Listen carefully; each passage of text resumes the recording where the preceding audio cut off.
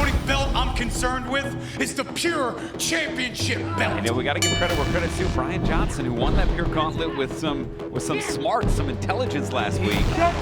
Hip toss blocks, sweet right ankles, and that leg just blocks the punch. Drop kicks and Johnson to the mat. And catches and targets Johnson. Black crossbody. Yeah.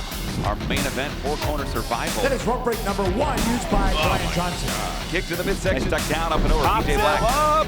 Wow! Dumps him up and over.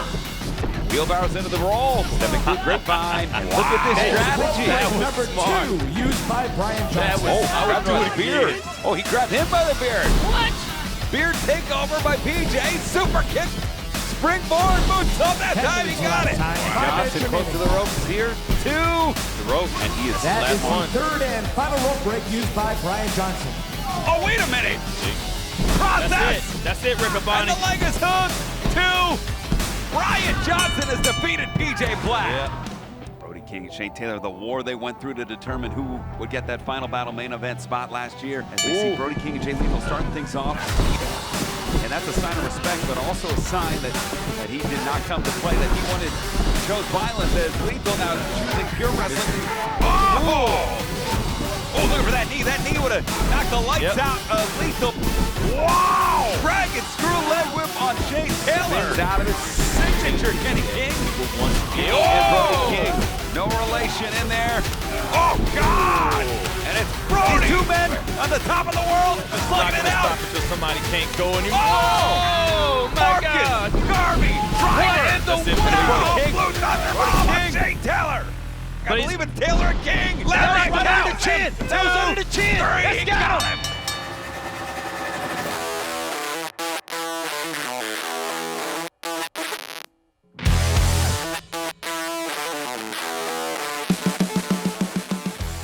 Well, well, well.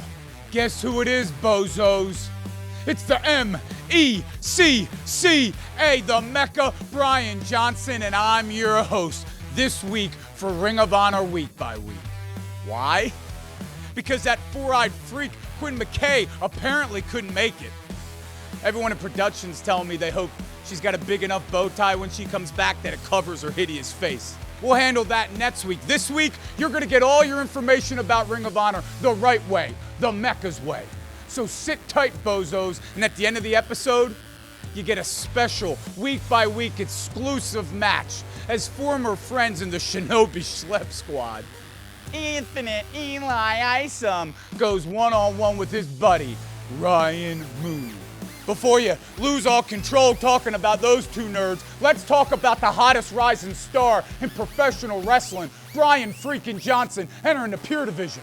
You see, I'm sick and tired of hearing about all these bozos that consider themselves pure, considering themselves better than me.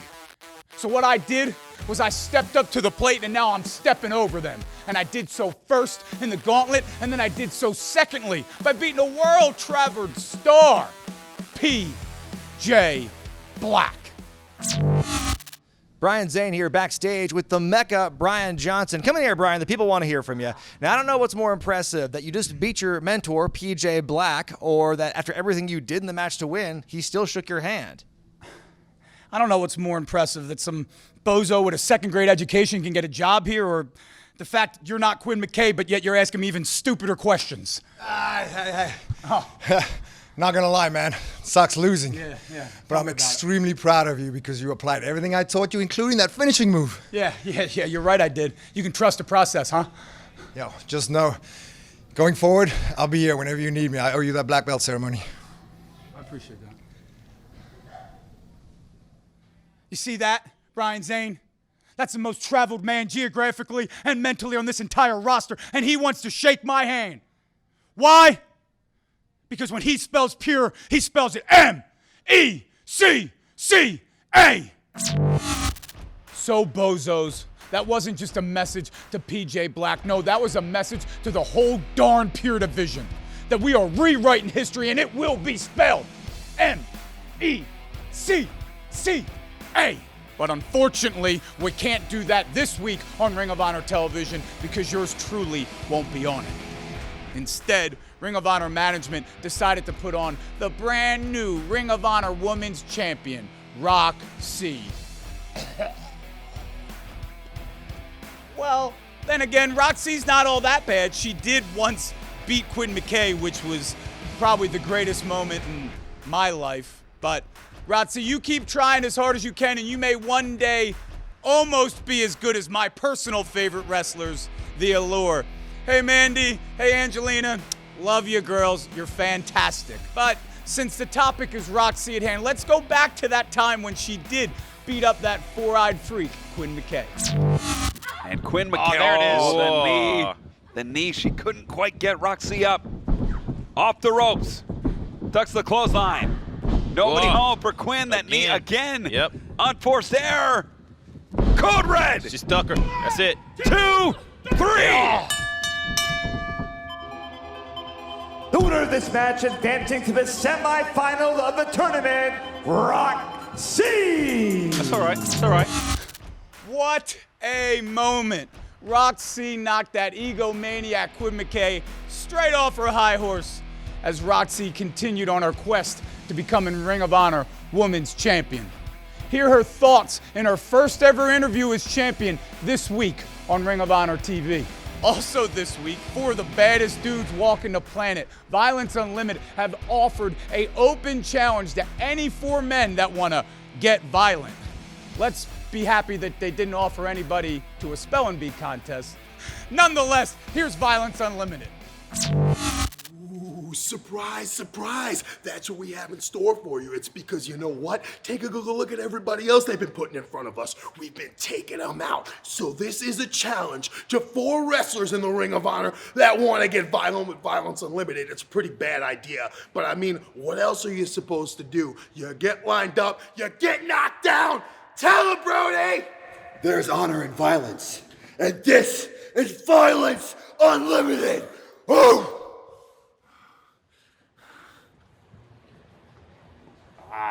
Yes, it will be very violent. Oops, never mind. That's your boy. Not my friend. No, that's your boy. I don't even know him. It's his boy. I don't know him. He's Canadian. Who allowed that twerp Danhausen on this episode? I was promised he was not going to be on it. This smells like a setup. It actually smells like chicken.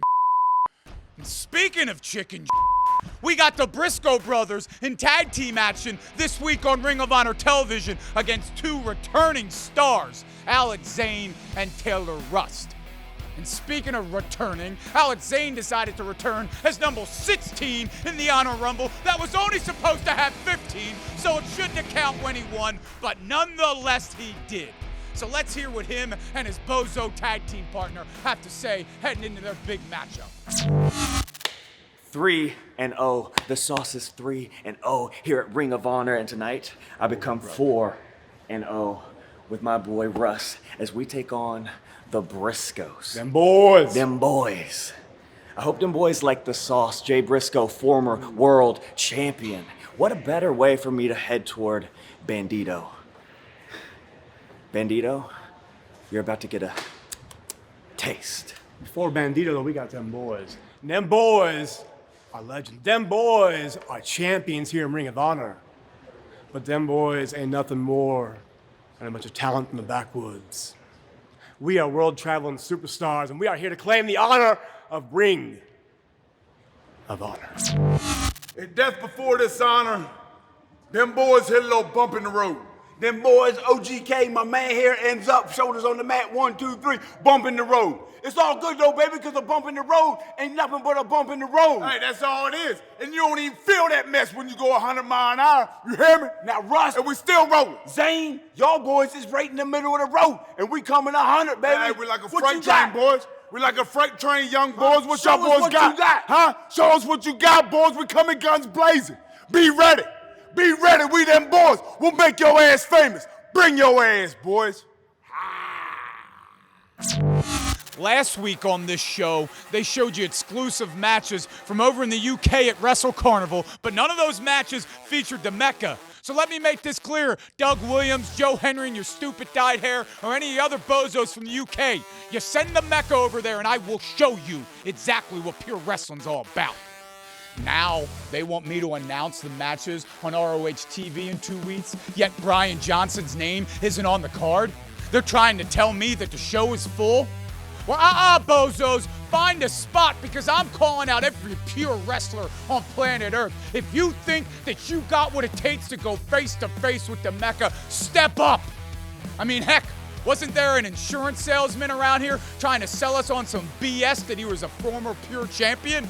Where's John Walters? I'll smack that bozo around. Ring of Honor, make the match, anytime, any place. But speaking of 2 weeks from now, as Dalton Castle and Dak Draper go up against one of the baddest tag teams walking planet Earth, and yes, I am talking about their hygienes, SOS, Moses, and Khan. There'll also be a women's division match that Quinn McKay will take care of announcing next week.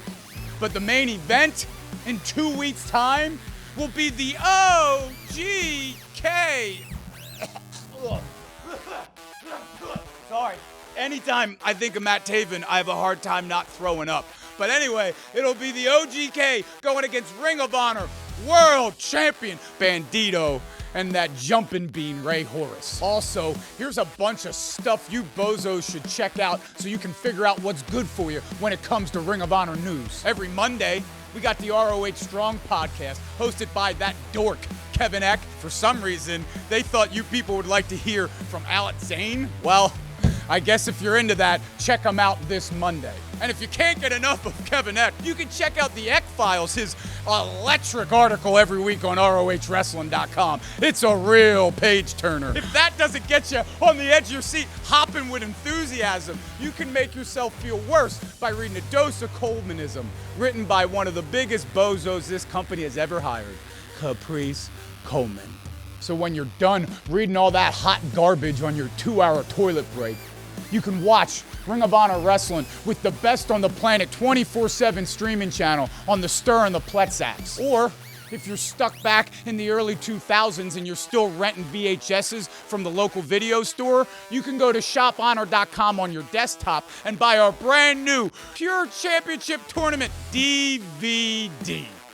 And if that doesn't get you enough fits of Ring of Honor Wrestling, check out Women's Division Wednesday, because we got the Afro Punk Trisha Dora facing one of the most disliked people I've ever come across in my entire life. Not just wrestling, life. Sumi Sakai. Well, ladies and gentlemen, if we don't see you on Wednesday, we'll see you Monday night at 7 p.m. Eastern as you join us for the hashtag WatchROH Watch Party on Twitter. And if you're lucky, maybe I'll even give attention to some of you bozos and let you know why. It's Mecca versus everybody.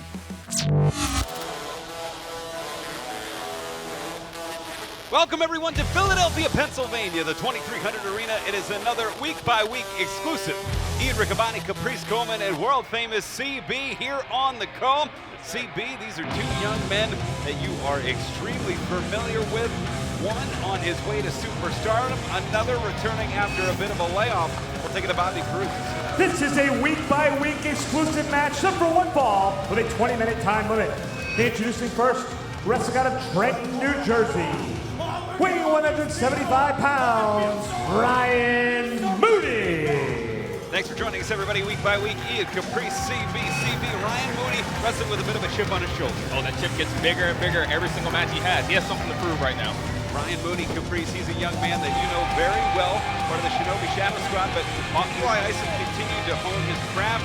Ryan was on the shelf. You saw Eli rise to stardom here in Ring of Honor. But I also remember Ryan Mooney being wrestling Cody in this very place. Right. Oh, yeah. His very first match was against the then Ring of Honor World Champion Cody, and he's not afraid to step up to the plate and face a challenge, but there's one thing about stepping up to the challenge, and there's another about rising to the occasion. This man has risen to the occasion on a number of occasions. His opponent, wrestling out of Rensselaer, Indiana, weighing 216 pounds, Infinite Eli Isom.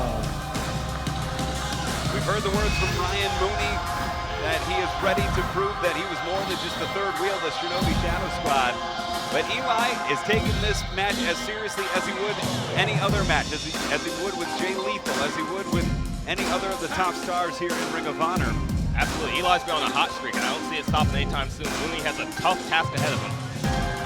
You know, with Eli Isom, we've seen him climb the television title ranks 2-0 in recent matches against Dak Draper.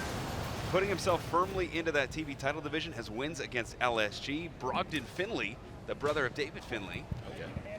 Interesting you say that, because Ryan Mooney told me today he has all these wins, but he's never beaten me. And he says he has his chance to prove it tonight. Excuse me if I get a little emotional, guys. It's like watching my two sons fight. I can imagine that. You got kids, CB? These two right here? Yeah. If you're a trainer at a school, I definitely get it. Day one, man. Day one, train both these kids from scratch. What would you say attitude-wise would be the difference between these two, teaching-wise? Eli's a little bit more calm and relaxed. Mooney, there's a couple of problems in training where he gets a little mouthy sometimes. Okay. You see a side headlock here. Ryan Mooney with the advantage here. He's going to have to use, I think, a mat-based technique because Eli has the size advantage. That was all you, Burger. Yeah, this is a page out of CB's Yep, book. absolutely. 1, 2, ooh, just a 1 count there. For Maestral, traps the arm, gets it, 1. I like this from Mooney going for the quick pins. That was Mooney. Yeah. Stacks him up. Cross arm breaker countered by Isom. Quick back and forth here. Go behind. It's Isom into the corner. Sends Mooney up and over. Mooney to the center of the ring. Creates space, but it's out of the way as Isom. Beautiful. Rolling back to the middle. Two great athletes here on week by week. Wow. Nice. Mexican style arm drag from Isom, who goes upstairs. And Mooney was going for something. Isom caught him in the air with it. Cancel the plans. What I like about your students, Cheeseburger, is that you teach them what you teach them, but you allow them to be themselves, so you can see bits of you and their own character in there at the same time. That's an amazing teacher. So many techniques we worked on day after day at the dojo, but they're adding their own flair to it. Yeah. And rolls him over, off the ropes. Drop down, gets him from the backside. Nice. Stacks him there. 2. Just a 2 count there. Nice urgency, good. But look at Mooney. Mooney is, close fist right there. And this is not pure rule, so that is. Now, was that close fist out of frustration or strategy? Yeah. It's hard to say. Mooney, he's always frustrated. Like I said, that chip is getting bigger and bigger. See the Unchained written on the left leg. I'm backing up. The non-striking leg of Mooney. He's definitely got something to prove, man. Like, he's always felt like he's been Eli's shadow. He's put on a lot of mass as of late. Great physical condition, both men. Absolutely. They do neither of them missing workouts. Even during the lockdown, both guys are in the ring every day at the dojo working on their skills. That is the worldwide dojo. Ripcord, Northern Lights. And off and over counter. Nice. That's the thing about these guys, they also know each other. Wow. Plants him with the elbow. Isom down to 1 knee.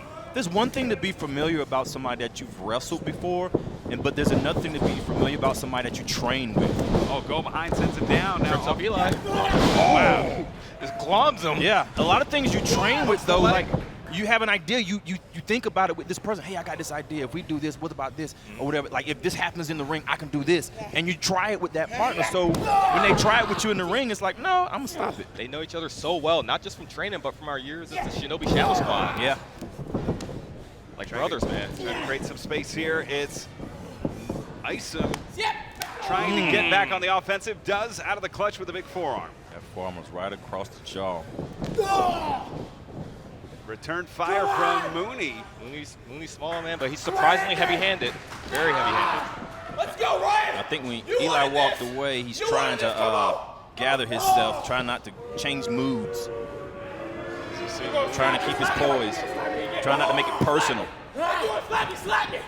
Oh, there it is. He asked for it. It's personal now. Drawing it out of him. Forearm connects to the right neck. And look at Mooney. And there we go. Mooney. Isom. Let's go, boys. That's what I like to see. You see the buckle on Mooney. He's buckling. And look at Isom stay with it. A European uppercut back elbow. Mooney in trouble. Security. But he's not down. Isom, that fire. I love this fire. Now it's Isom. Gets the knee to the head from Mooney. Half dragon. Ooh, a little possum there. I like that. Eli! Ducks the clothesline off the ropes. Ooh. Shouldn't have called his name. Either man going down.